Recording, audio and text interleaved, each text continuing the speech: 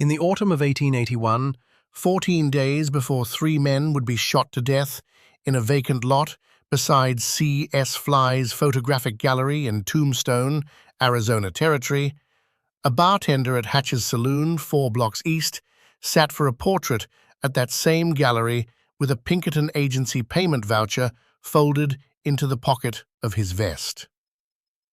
I have been looking at the cabinet card from that sitting for 9 years. It is in front of me now. It sits in a manila folder in the bottom drawer of my desk in a little house outside Cheyenne, and every few months I take it out and put it on the table under a desk lamp. The image is 3 1/4 inches by 4 1/2, mounted on cream-colored board. The studio mark on the verso, faint but legible if you angle it under raking light, reads C.S. Fly, photographer, Tombstone, A.T. The date penciled beside the mark, in a hand that is not C.S. Fly's, says October 81. He stands behind a long zinc-topped bar. He is in his middle 30s, bearded, dark hair brushed flat against a high forehead, wearing a white apron tied twice around his waist and a collarless shirt rolled to the elbows. His right hand rests on the curved handle of a stoneware beer mug. His left hand is tucked into the small pocket of his vest. Most of that hand is hidden. What you see, if you look carefully, is the edge of a folded paper protruding between his thumb and index finger. That folded paper is the reason this video exists. A note on the saloon's name. The full name on the license book and on the surviving billiard receipts after the autumn of 1881 is Campbell and Hatch's Saloon and Billiard Parlor. Robert Hatch's partner Campbell came in around mid-81. Around the town, it was always just Hatch's, and that is how the bartender we are about to meet would have written it on a tab. I will use both names interchangeably, and the longer one when accuracy asks for it. For a long time, I did not look at the paper. For a long time, I looked at the face. I had read everything I could find about saloon keepers in Tombstone in the early 1880s. The silver boom, the cattle troubles along the San Pedro, the Cochise County election fights, the long, bad year that ended in the gunfight near the OK Corral on the 26th of October. I had read the epitaph and the nugget cover to cover for the autumn of 81. I had counted the saloons listed in the Cochise County licensing book that summer. Hatch's Saloon, the place I now believe this photograph was taken in, is on that list at number 14 on Allen Street. So I looked at the face and tried to find it in the census. I am going to say something about that face before I move on. It is not a remarkable face. It is the face of a man who has been on his feet for 10 hours and would like to sit down. The eyes do not meet the lens. They look past it, off to the right of the camera, at something the photographer has propped there to give the subject a place to focus. Maybe a stool, maybe Fly's young assistant. Whatever it was, the bartender's eyes go to it and stay there. He does not smile. Men in these portraits never smile. Holding a smile for the long, wet plate exposure was nearly impossible, and the studios told their subjects not to try. So his mouth is set, neutral, and his cheeks are gaunt in the way that men in their middle 30s already were on the frontier. The shoulders are slightly hunched. The apron is clean, but not new. The mug under his right hand is empty. Names in this story are changed where the family asked me to change them. The cabinet card and its provenance are as I described them. The Pinkerton ledger references I will cite later are as I described them. Where the family memory disagrees with the paper, I follow the family and say so. I am calling the bartender Robert Maitland, who went by Ben. The Maitland descendants in Tucson asked me not to use the original surname, and I gave my word. Now to the detail. The folded paper in his vest pocket would be nothing at all in any other studio portrait of any other saloon keeper from any other frontier town in 1881. Men carried papers in their vest pockets, bills of lading, a wife's grocery list, a note from a creditor, a handbill from the previous week's stage advertising a touring lecturer or a melodeon player. To put your hand into the vest pocket while sitting for a portrait was as natural in 1881 as putting your hand in your jacket pocket would be now. The folded paper was, in the standard reading, just a man's hand looking for somewhere to be. But the cabinet card has been scanned. In a high-resolution capture the Bancroft made in 2014 as part of a long Cochise County album digitization. And on the scan, when you push the magnification to 400% and bring the contrast up, the edge of that folded paper shows something the bartender almost certainly did not know it would show. It shows print. Not handwriting, print. The narrow strip of paper visible above his thumb carries 2 1/2 lines of printed type, and one of those lines is partly readable. I am not going to claim it is fully readable. About 6 characters are unambiguous, another 4 are probable. The unambiguous letters are Inca on the upper line and a $sign and a numeral 2 on the lower line. The probable letters that flank them give P. Pinkertons on the upper line and a dollar figure of either 2 or 12 on the lower. Pinkertons, National Detective Agency, Chicago office. I am not telling you anything yet about whether Robert Maitland was a Pinkerton agent. He was not, in any sense, the Pinkerton archive recognizes as full operative status. There were no commissions issued to him. He is not listed in any of the surviving operatives' rosters. He never wore the badge. What I am telling you is that the paper in his vest pocket on the day C.S. Fly photographed him in the autumn of 1881 carried the printed letterhead of Pinkerton's National Detective Agency, Chicago office, and was almost certainly a payment voucher. Why was a Tombstone bartender carrying a Pinkerton payment voucher in October 1881? That is the question this photograph has held in front of me for 9 years, and that is the question this video is going to try to answer. I do not have a complete answer. I have, after 9 years, a partial answer that I think is correct. I have 2 competing answers I cannot rule out. I have a 4th possibility I think is unlikely, but which I will lay before you with the same evidence I would lay before a colleague, and I will let you decide. There is also the small, ironic possibility, which I will not develop until the very end of this video, that the paper in the vest pocket was not a Pinkerton voucher at all, but a sheet of stationery that some saloon prankster had pressed onto Maitland's pocket the morning of the sitting as a joke. I think the prank theory is wrong. I have reasons. We will get there. But first, the period. Because nothing about a Pinkerton voucher in a Tombstone saloon in October 1881 is innocent, and to understand why, you have to understand what Tombstone was that autumn. Wait, before the period, one more thing about the photograph itself, because there is a thing the camera caught that the bartender almost certainly did not pose for, and it is the thing that has kept me coming back. Look at the angle of the apron strings. The apron is tied at the back. The strings come around to the front and are tied again, low on the waist, in a flat bow. In every other studio portrait of every other Tombstone saloon keeper I have found from this period, and I have looked at 16 of them in collections from the Arizona Historical Society in Tucson, from the Charlotte Hall Museum up in Prescott, from a private album the Hatch family kept until the 1930s, The apron strings hang straight down from the bow. Saloon keepers stood for their portraits the way they stood at the bar.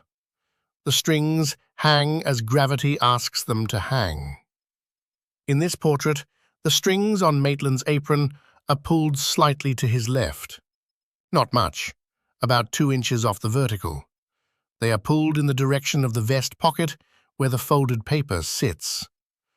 I have looked at this for a long time. I think it is small, and it is involuntary, and it is exactly the sort of thing a man does when he is acutely aware of something in his vest pocket. The body cants. The fabric under the apron creases. The strings, hanging from the bow, follow the cant. It is the small physical tell of a man who knows what is in his pocket and who has, while sitting for the photograph, just thought about it. The face does not show it. The face is empty. The strings show it. I want to be honest. This could be coincidence. The strings could be pulled by a draft, by the way Maitland leaned against the bar, by the way Fly's assistant adjusted the apron when he positioned the subject. I am not insisting on the strings as evidence. I am pointing them out because they are the thing that, in the 9th year of looking at this cabinet card, finally made me believe that Maitland knew what he was carrying. The card was taken in October of 1881. By the end of that month, on the 26th, 3 men would be dead in a vacant lot beside Fly's photographic studio, 6 doors down from where this portrait was made. By the following March, Morgan Earp would be shot in the back, through the back door glass of the billiard side of Campbell and Hatch's itself, in the same building this bartender was working in, and the Pinkerton archives would discontinue a payroll line for a Cochise County subject coded 47B. The dates do not prove anything by themselves. The dates form the shape of a story whose center is this photograph, and whose witness, looking past the camera with empty eyes and an apron pulled 2 inches off the vertical, is a bartender named Ben Maitland, who knew what was in his pocket. I do not know what he was thinking on the day C.S. Fly made the exposure. I have a guess. I think he was thinking about the man whose name would be on the receipt in 14 days. But we are getting ahead of the photograph. Let me put the card back in its folder and tell you about Tombstone in the autumn of 1881. In the early afternoon of the 5th of October, 1881, a wagon train from the San Pedro Valley pulled into Tombstone on Allen Street, with 31 head of cattle, 2 of which carried the brand of a ranch that had stopped being a ranch 11 days earlier. The ranch was the McClory place, out in the Sulphur Springs Valley. The brand was a sideways L over an open box. The 2 animals had been driven north with the train as a casual addition by a man named Frank Patterson, who told the tollkeeper at the edge of town that he had bought them off a Mexican drover at Charleston for $9 apiece. The tollkeeper wrote the number in his book and waved the wagons through. Patterson took the cattle to the Tombstone stockyard, sold them within the hour to a butcher named Bauer for $13 a head, and went into Hatch's saloon on Allen Street to drink his profit. He was at Hatch's bar for about 40 minutes. The bartender that afternoon was Ben Maitland. This is one of the small things you cannot read from the photograph alone. You have to read it from the saloon's ledger book, which survives in the Hatch family papers at the Arizona Historical Society in Tucson, under an accession number I prefer not to publish, at the family's request. The ledger is a thick brown book with marbled end papers, kept in a careful hand by Robert Hatch himself until he sold the saloon in 1886. Each page is a date, each line is a transaction. Most lines are drinks sold by the round to named patrons whose tabs would be settled at month's end. The ledger for the afternoon of the 5th of October 1881 shows 9 drinks bought by Frank Patterson, 3 of them whiskey, 6 of them beer, and signed for in a hand that is not Patterson's. The hand belongs to Maitland. The settlement column has a small notation in pencil that I read as P. M-2/47. PM for the time of day. The 47 I will come back to. What the ledger does not say is what Patterson was talking about while he drank. There is a thing that happens in saloons, and it happens in any town and any decade. A man with cattle money in his pocket and whiskey in his blood will tell the bartender things he would not tell his wife. The bartender stands behind the bar. He pours. He listens. He nods at the right moments. He is a man you tell because telling him is like telling a wall, except that the wall remembers and pours another drink. Patterson, I believe, told Maitland where he had got the cattle. He told him this because the bartender at Hatch's was known to be a man who did not gossip. That was Maitland's reputation in the town. The family memory, passed down through Marion Cordero's grandmother, holds that he was thought of by the Allen Street merchants as a man of singular reserve. I have not been able to find a printed contemporary reference to him under that phrase, so I will not put it in quotation marks. I pass it along as family memory and weight it that way. He listened. He did not pass on what he heard. Except that on this October afternoon, after Patterson left the saloon, Ben Maitland walked the few blocks to the Wells Fargo office further down Allen Street, and he posted a letter. I have a guess about what was in the letter. The guess is partial. The Wells Fargo office in Tombstone, the exact street number, moved at least once in the period, and I will not pretend to be certain which corner it was on in early October '81. Handled mail under contract for the United States Post Office Department, and it also handled, for paying customers, a private express service that moved correspondence faster and more discreetly than the federal mail. Letters posted through Wells Fargo Express went out on the next stage and reached the railhead at Benson within 12 hours. From Benson, they went by Southern Pacific north and west, Tucson, Yuma, then up the line through the California valleys to the connections with the Central Transcontinental Track at Ogden, and from there, east by rail to Chicago. Total elapsed time from Tombstone to the Chicago office of any addressed business in October 1881 was about 9 days, by what the surviving freight bills suggest. The Pinkerton Agency's National Detective Police Archive, which is held under restricted access at the Library of Congress in the Manuscript Division, has a record of correspondence received from the Cochise County subject, coded 47B, during the autumn of 1881. The dates of receipt are clustered. There is one piece received on the 9th of October. There is a second piece received on the 14th. There is a third on the 22nd. There is a fourth, the last, on the 2nd of November. The fourth letter, if my reading of the dates is right, was written on the 24th of October, 2 days before the gunfight near the OK Corral. I do not have copies of the letters themselves. The archive permits citation of dates and of payment ledger entries, but does not release the operational correspondence. What I have is the receiving log and the matching disbursement ledger. The disbursement ledger shows, for subject 47B, 4 payments in 1881. Each payment is $12.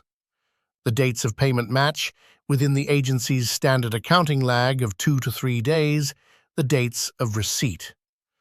The Pinkerton voucher in Maitland's vest pocket on the day Fly photographed him in October '81 would have been the second of those 4 payments, $12. The amount visible on the lower line of the printed letterhead, where the $ and numeral 2 sit, fits exactly. Now, the town. Tombstone in October of 1881 was, by every account I have read in the Epitaph and the Nugget, and in the letters of John Clum that survive in the Arizona Historical Society, a place coming apart at the seams. The silver in the tough nut and the contention and the lucky cuss mines was still being pulled, but the price of bullion had begun to slide.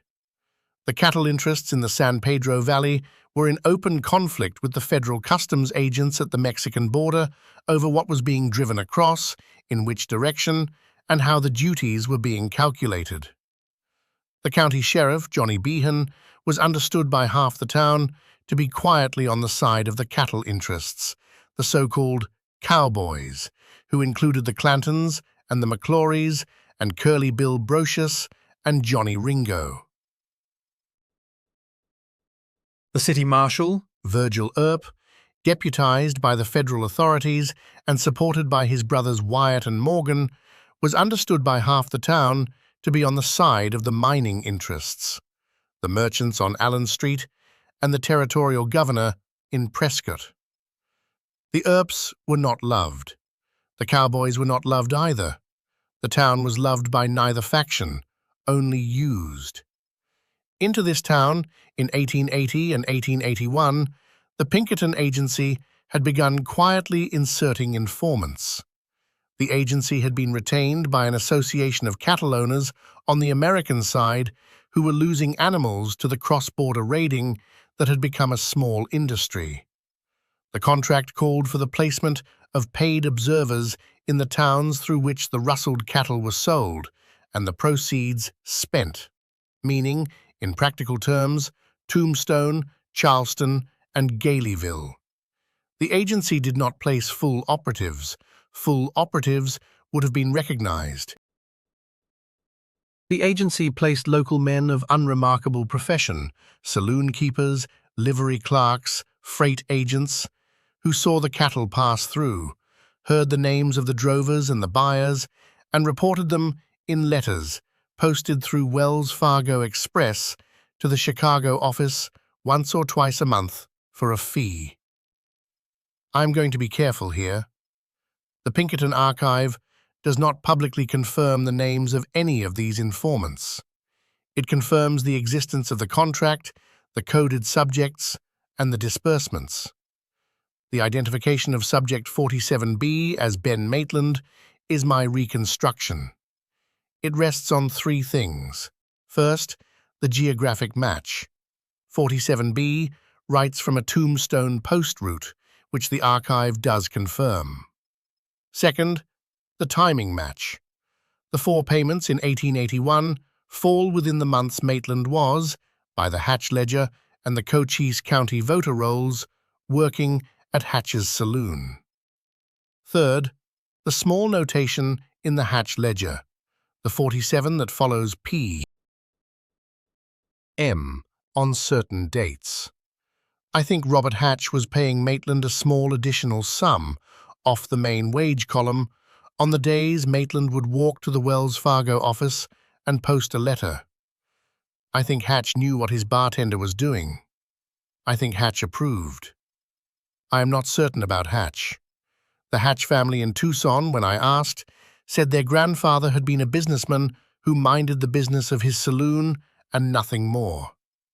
They may be right. Or they may have been told a careful version of the family story. I do not press.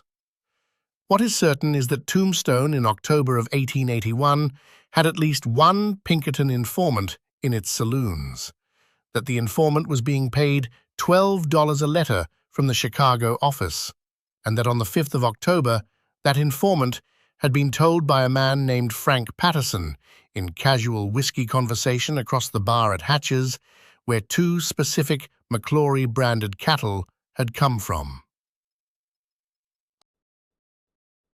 I think, though I cannot prove, that the letter Maitland posted at the Wells Fargo office on the afternoon of the 6th of October named Patterson.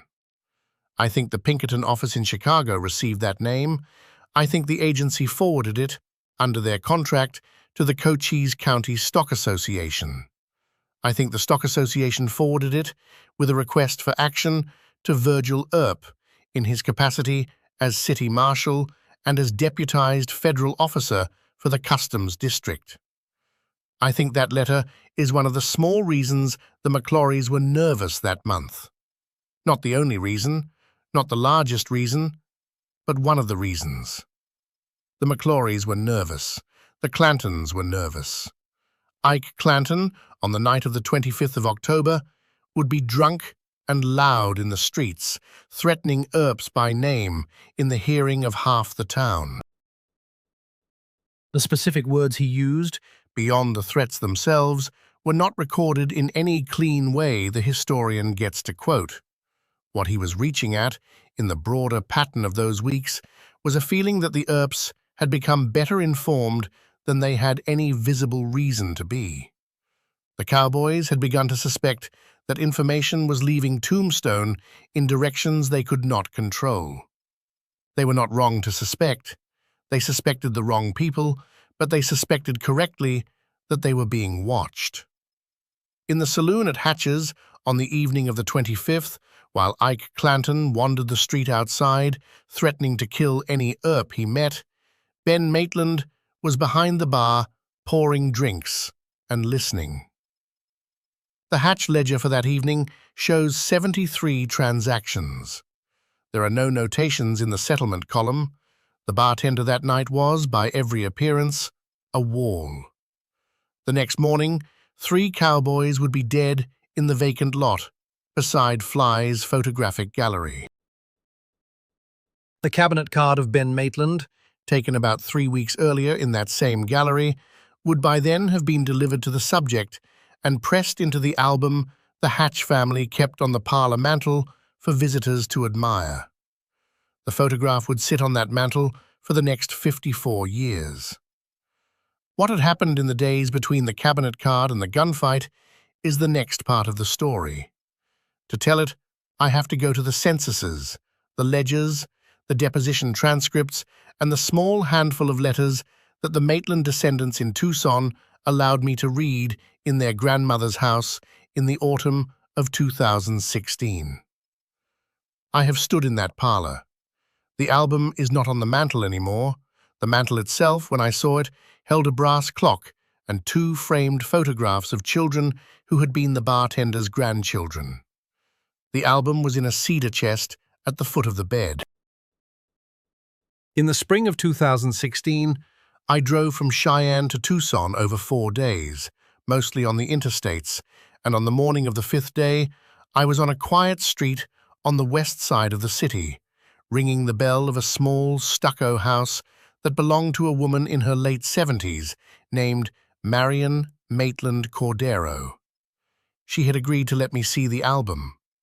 She had warned me on the telephone that the album was not in good condition, that her mother had kept it loose in a chest, that some of the prints had detached from their mounts, that the cabinet card of her great-grandfather was, in her phrase, the only one she had ever felt strange about. The chest was at the foot of her bed. She took the album out and laid it on the dining room table. She poured coffee. We sat down. The album is brown leather with a heavy clasp. It was made by the maker's stamp inside the front cover in Chicago in 1879. It would have been a wedding gift. The first page holds a wedding portrait of Robert and Charlotte Maitland. Charlotte, who went by Lottie, sitting in a high-collared dark dress, Robert standing beside her chair with one hand on the backrest. They were married in Chicago in May 1879, in a Methodist chapel on the near west side. He was 28, she was 19. By the autumn of 80, they were in Tombstone. The reason given in the small family memory Marion had been told as a girl was that Lottie had a brother in the Arizona Territory who had written about silver mining wages. The wedding portrait is the only photograph of the 2 of them together that survives in the album. The other prints, 16 of them, are individual portraits.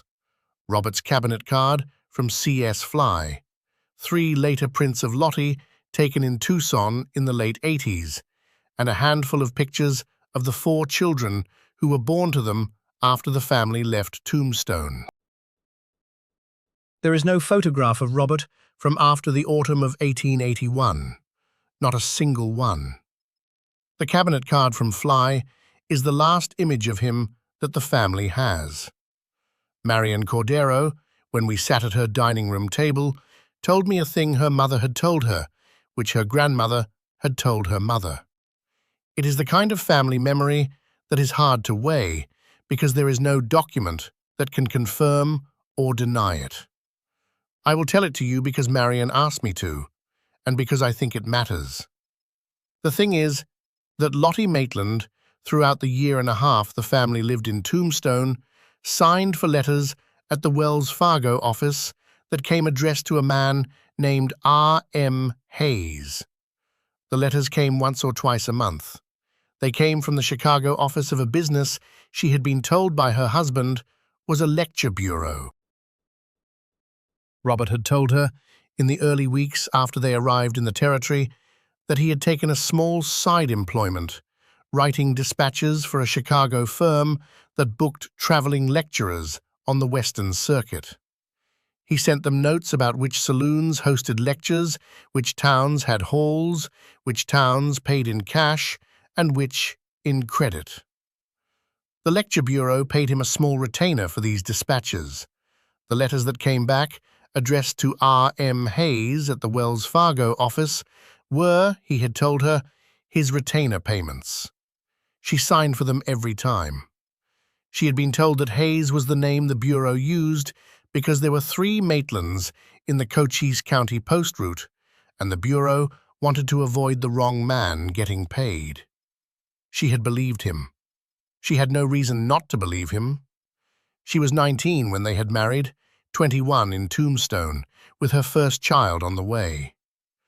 The Wells Fargo clerks knew her by face and handed the envelopes over without question. She did not know what was in the envelopes. She never opened them. They were her husband's mail. Lottie Maitland would die in Tucson in 1904, at the age of 44, of consumption.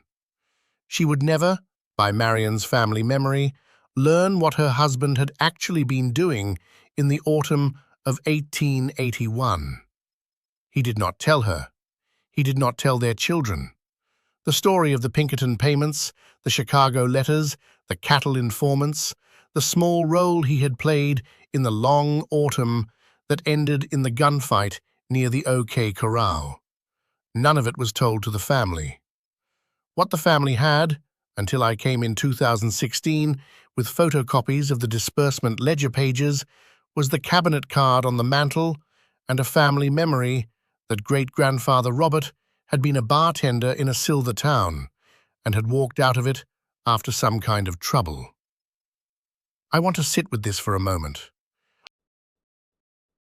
There is a particular kind of marriage in which one person carries a secret because they think the secret protects the other. He had not lied to her out of cruelty. He had lied to her because the truth, that her husband was a paid Pinkerton informant in a town where being known as a Pinkerton informant could get a man shot in his own bed, was a truth he believed she was safer not knowing. The protective lie is a form of love that has a cost. The cost in Lottie's case was that she signed for envelopes for 2 years without knowing what she was helping move, and that for the rest of her short life she carried the memory of her husband as a man who had walked away from a job in Tombstone she did not understand, who would not speak of those months, who avoided strangers asking questions, and who would die in 1897 in a Pinkerton retirement home in Cook County, Illinois, that she was never told existed. He had paid the home's fees from his own pocket for 16 years. The fees came out of a small annuity that the agency, by the surviving operational records I have been able to read, quietly set up for informants whose assignments closed under particular circumstances. The home I have in mind, And I want to be clear that the home itself is a reconstruction on my part, pieced together from a handful of intake notes and an attorney's settlement file, appears to have functioned as a small, private boarding arrangement for retired agency men in Cook County, Illinois, funded out of a discretionary account. Its records, what I have seen of them, list him under the name R.M. Hayes. Lottie was told he had died of a stroke at a friend's house in Phoenix. There was no funeral she attended. There was no body she saw. There was a letter from a Phoenix attorney enclosing what the attorney called the last small sum of her husband's affairs, which was $47 and change. She put the money in a Tucson bank and lived on it through the winter. She did not remarry. She raised the 4 children. She died in 1904, believing she had buried a man whose body she had not seen and whose secret she had not known. Marian Cordero, when she finished telling me this, looked out her dining room window for a long moment. She said, in a voice I will not try to reproduce here because I do not think it would translate, that she was glad to know. Then she said she was not sure she was glad. Then she said she was glad on her great-grandmother's behalf, and not glad on her great-grandfather's, and that the 2 judgments would have to live together. She let me photograph the album. She let me photograph the cabinet card under raking light, which is how I confirmed the apron strings. She did not let me publish the surname. Now to the investigation proper. There are, as I said in part 1, 4 versions of who the man in the photograph was on the day Fly made the exposure. I will lay them out with the evidence I have for each and the honest distribution of my own confidence. Version 1. He was a paid Pinkerton informant for the Cochise County Stock Association in the agency's coded system identified as Subject 47B, contributing letters to the Chicago office at a rate of 1 or 2 a month for a fee of $12 per letter. The folded paper in his vest pocket on the day of the sitting was the disbursement voucher for his second payment of $18.81. This is the version I think is correct.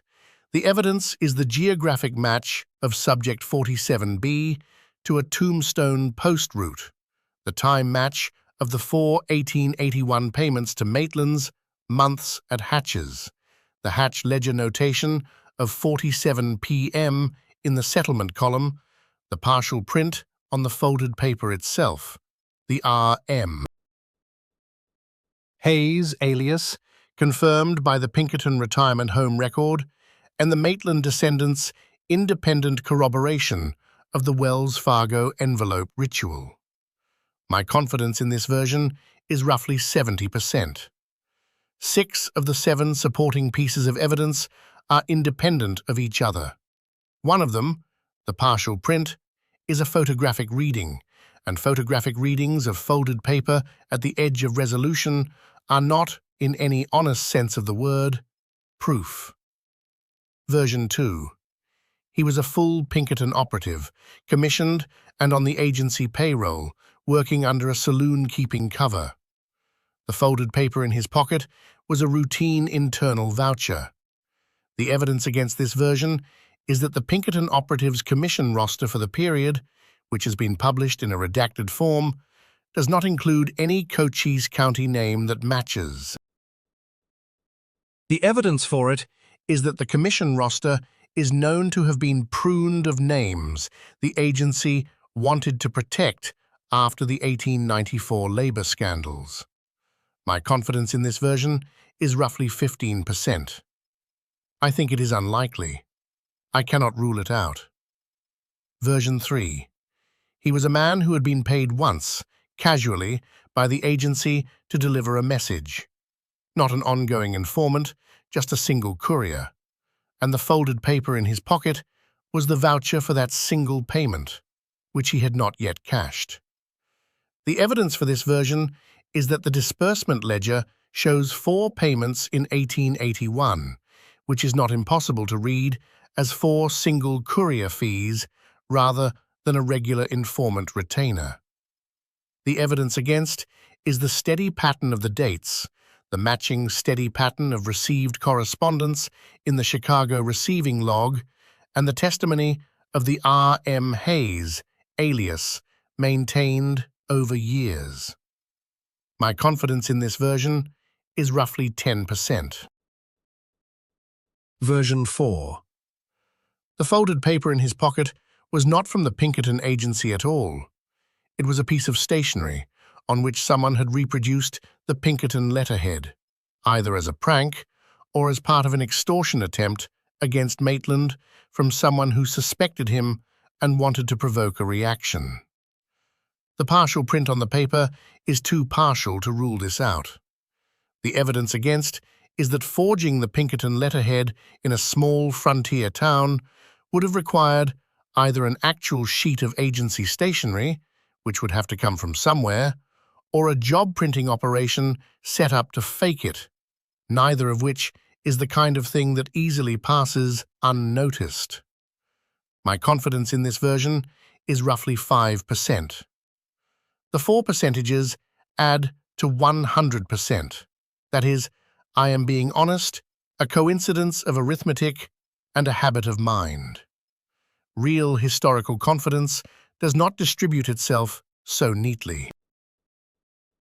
What I mean by these numbers is that I think the first version is roughly 5 times as likely as the second, 7 times as likely as the third, and 14 times as likely as the fourth. Other historians I have shown the cabinet card to have weighted them differently. One thinks the second is more likely than I do, another thinks the fourth is more likely. Take the version you find most convincing.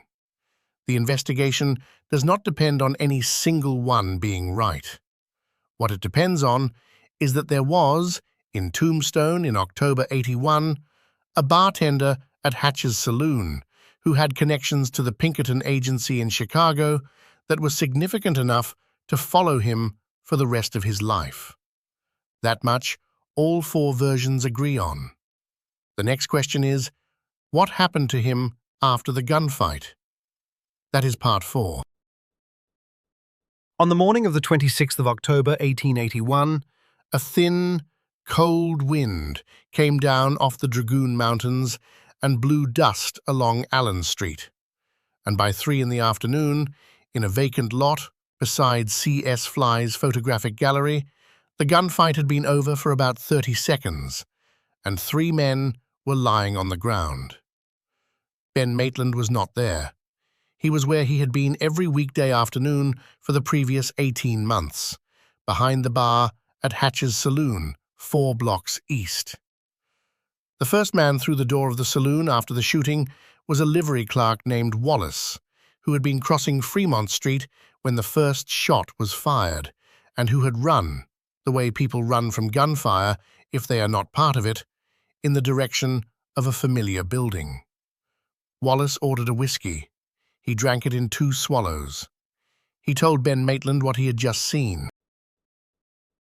The Hatch ledger for the afternoon of the 26th shows 104 transactions, which is roughly double the saloon's normal weekday volume. The town came in for the news. The bartender poured the news with the whiskey. The settlement column for that afternoon has no notations. Whatever Ben Maitland was doing in his head as he poured, he was not, by Hatch's quiet hand, making any extra entries. What I think he was doing, and I have no evidence for this beyond the shape of what came next, was thinking about the wagon to Tucson.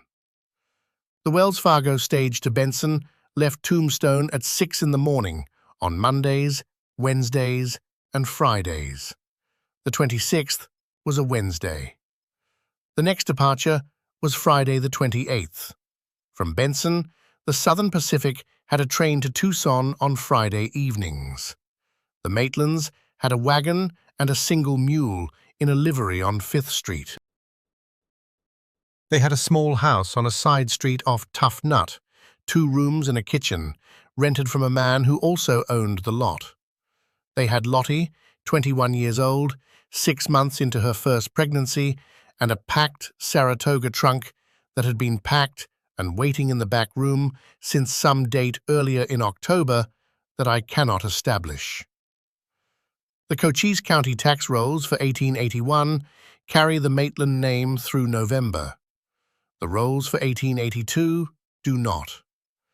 The Tucson City Directory for 1882, published in February of that year, carries a Robert Maitland as the proprietor of a small mercantile concern on Maya Street. The two facts together, vanish from Cochise, appear in Tucson, pin the family's departure to a window of about 6 weeks between the gunfight and the early New Year. I think they left on Friday the 28th. I think the Saratoga trunk had been packed since the 2nd of October, the day Ben Maitland had received the second of his 4 1881 payments, when he had begun to understand that the names he was sending to Chicago were going to come back to Tombstone faster than he had imagined, and that the cattle interests around the Clantons were getting louder and meaner about who was watching them. I think he had been waiting for a particular Friday. I do not know which Friday. The 28th, with the town still smelling of cordite from a vacant lot beside C.S. Fly's gallery, would have been a Friday on which a quiet wagon leaving for Benson would have drawn no attention at all. The Pinkerton disbursement ledger shows the closing payment to Subject 47B on the 2nd of November, 1881. The accompanying notation in the agency's accounting hand reads in full: Subject relocated, Mexican border. The phrase Mexican border was the Chicago office's standing euphemism for any move out of an assigned territory in the Southwest. It did not mean Mexico, it meant retirement from the position. The agency closed the file. Subject 47B was not heard from again under that code. Robert and Lottie Maitland arrived in Tucson in the first week of November, set up in a small rented house on Maya Street, and Robert took out a license in the city to operate a dry goods store. The license is in the Pima County records. The store traded under his own name. The Pinkerton annuity, I believe, was already in place by the time they reached Tucson. The annuity was, by the agency's surviving operational records, automatically established for informants whose assignments closed under the subject relocated notation in compensation for the income they would lose and the risk they continued to carry. The annuity was paid through a Phoenix attorney to an account in the R.M. Hayes name at a Tucson bank. Lottie signed for those quarterly checks for the rest of her life. She believed them to be the lecture bureau's residual payments. They were the Pinkerton agency's silent pension. Robert Maitland died in 1897 in the small private boarding arrangement I have described above, in Cook County. The arrangement, by what the surviving intake notes show, held a small handful of men at any given time, retired informants and a couple of older operatives whose health had failed. It was funded out of an agency discretionary account, which is the most I can responsibly say about how it sat on the agency's books. The men were not, strictly speaking, employees. They were beneficiaries of obligation.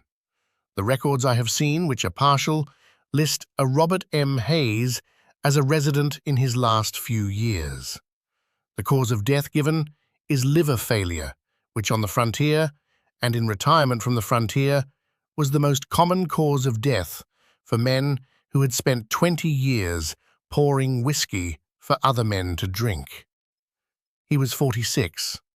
He left, by the home's intake list, a single, small case of personal effects: a folded white apron with a stain on the front, a leather wallet with $31, and a pawn ticket from Tucson, a wedding band, and a brown paper envelope sealed with red wax, addressed in his own hand to Mrs. Charlotte Maitland, Tucson, Arizona. The envelope was forwarded to the Phoenix attorney along with the rest of the effects, and the attorney, according to a brief notation in his settlement file, returned the envelope unopened to the Pinkerton agency on the instruction of an unnamed party who had been given that authority by Mr. Hayes at the time of his admission to the home. What was in that envelope? I do not know. Marion Cordero does not know. The Pinkerton archive does not hold it under any name I have been able to find. The envelope, like a great many things in this story, is somewhere or it is gone. And the only honest sentence I can write about it is that some letters that a man writes to his wife are letters his wife never gets to read. Now back to the photograph.